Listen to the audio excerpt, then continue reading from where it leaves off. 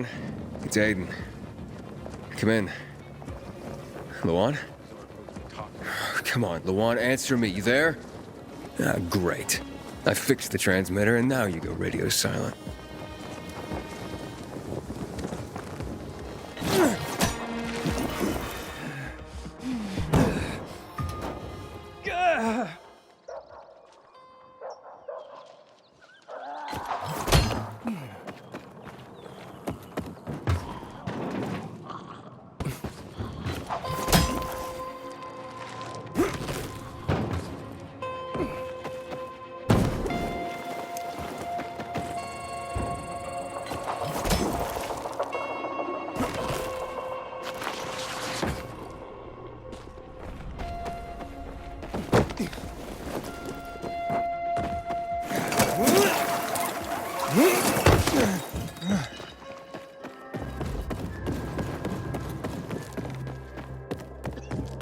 I'm sick of listening to that peacekeeper nonsense. Matt knows.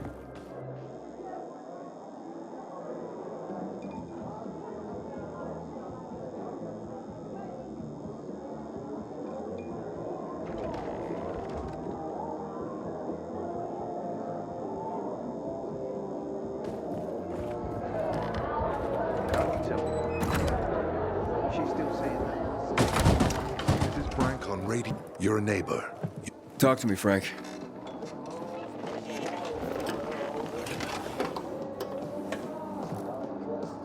Look, we started off on the wrong foot.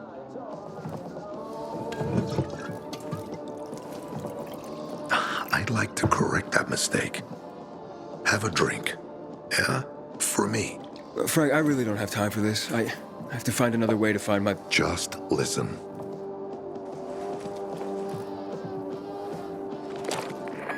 Walt needs to access that GRE place. You get it? That's why we have to find that pilgrim. He's offering a lot of fucking crystals for what he's got, and a lot of boosters. Do I have your attention now? With those? Renegades, yes. But how did you... The TV station used to be controlled by the military. They did more than just broadcast from there. Thanks to you, we can now listen in on the enemy. It appears that Waltz is looking for the same database you're after. But the observatory is completely soaked with chemicals. I have no idea how this GRE crap works, but Waltz sure seems to know. Maybe the observatory's not the only place to access the database. Is this conversation all you have? For now. But if we got close to their position and hacked into their frequency, we could collect more intel on Watts' plans. How? The transmission you heard was intercepted near an old military antenna in the wharf, just south of Marchand Lane. If we activate that antenna, it'll boost the signal and we'll be able to hear everything they say, every syllable. And you'd know exactly what Waltz is up to. It'd be quicker if I could just find him. You're impatient, I understand. I know what it feels like to have wasted too much time. But you have to tread carefully. Remember, you said Waltz turned the power back on. Then the Renegades invaded the central loop. There's something going on.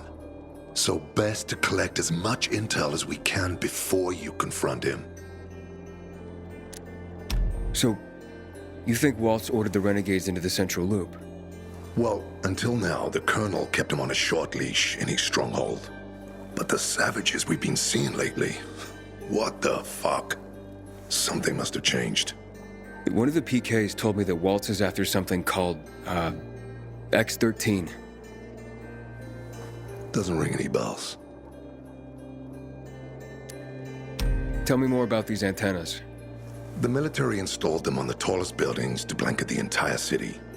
They're extremely hard to access, but all we need is the one nearest to where those renegades were based. When the signal's stronger, we'll be able to hear everything they say. Now the good thing is, it's the closest antenna to the canteen. You shouldn't have trouble finding it. All right, anything else before I get going? Oh, one more thing. Look at that poster, Aiden. Night Runners used to abide by that creed, live by it. I used to think we were as torn apart as that piece of paper. But the creed still means something. And if you increase the range, I can contact the remnants of the old Night Runners. Some must still be alive. I see it now. This means a lot to you, doesn't it? Not just to me, to everyone here. But there's one piece missing. Do you know why I haven't thrown this poster away in all this time? Because of Lawan.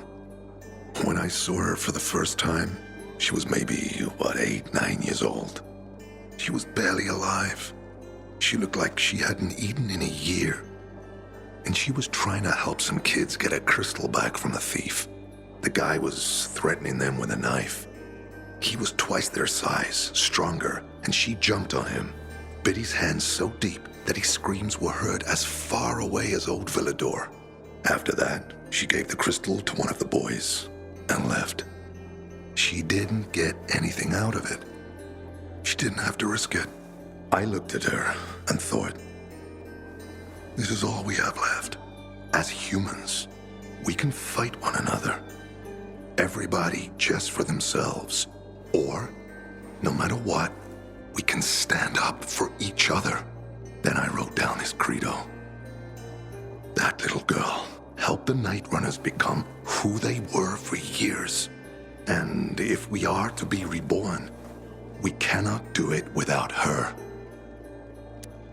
Why not without her? You see, she's a tough one. Maybe too tough. I trained her, helped heal her wounds, but never healed the biggest one.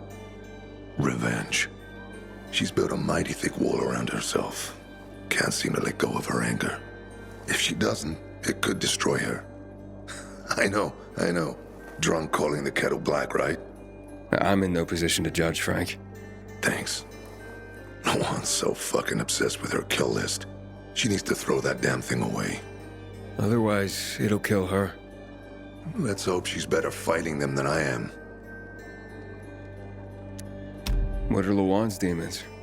Almost too many to count. But Satan himself is at the top. You mean Hakon? You know him? Yeah, we've met. It all came down to the TV station mission. Hakon was against that from the start. Got Killian on his side. He said it was suicide. But I know the truth. The fucker chickened out, plain and simple. Till then, he wasn't just a Night Runner to me. I thought he was leader material. But he didn't have our backs. Tore the Creed in half before he bowed it, and with it, tore apart the Night Runners themselves. Fucking coward. Didn't deserve to lick Lawan's boots. Look, I'm starting to get pissed off, and we should focus.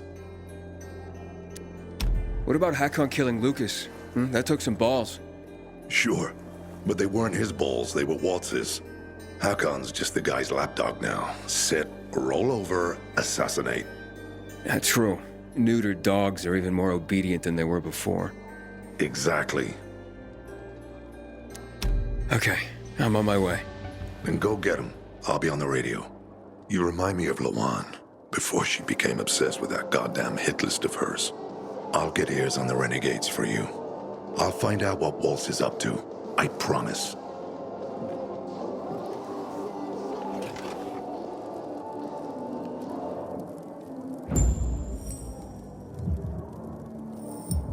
Good day, Villador. Frank is